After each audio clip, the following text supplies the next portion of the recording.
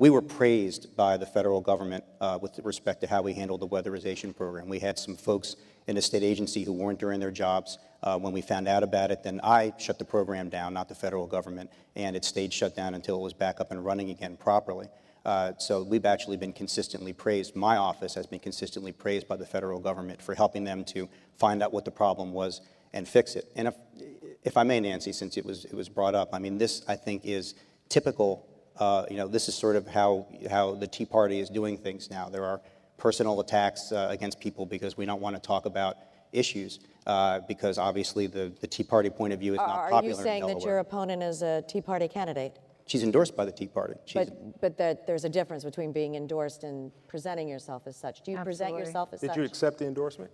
The Tea Party is free to endorse whoever they do. I am not a Tea Party candidate. I don't attach myself to the Tea Party. I attach myself to a party, the Republican Party.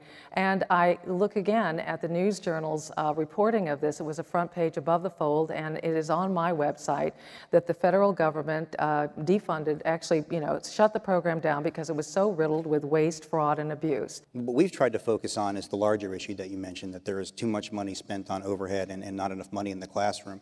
And as you suggested, people were talking about this for years. I'm the first person who actually came in, did something about it, and we're seeing some results. What we started doing in 2010 was publishing for each school district and publicizing to the taxpayers and parents in the school district how effective that district was being in terms of directing public dollars into the classroom and away from overhead. And this year we saw for the first time the results in the districts from the first year that we did that, and the results have been good. The gap between the districts that performed the best and the worst has narrowed significantly. We've saved about $5 million. There's about $5 million more going into the classroom than there would have been but for this process that we set up. And some of our larger school districts like Christina and Appoquinimink have significantly reduced the amount of money that they spend on overhead. So we're seeing forward progress. If again, you're looking at this from a system overhaul, the answer is yes.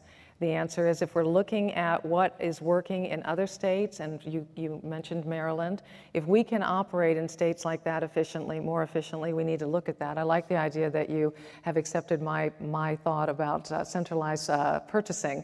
We've been talking about that in our last few debates. It's the first time I've heard you bring that up tonight. I'm looking at the way we centralize our efficiency, and we don't do that with a bureaucratic approach. I'm talking to teachers up and down the state who are gathering pencils for their classrooms.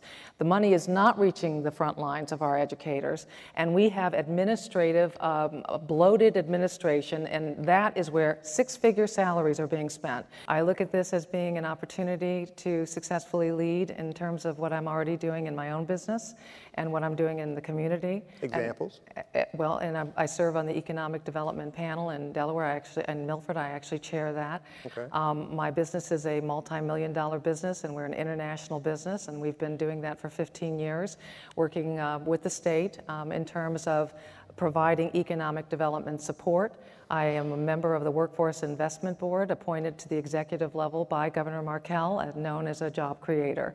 Work very closely with the Department of Labor, have worked with two administrations, all on a volunteer basis, but because I'm very clearly connected to economic development in our state.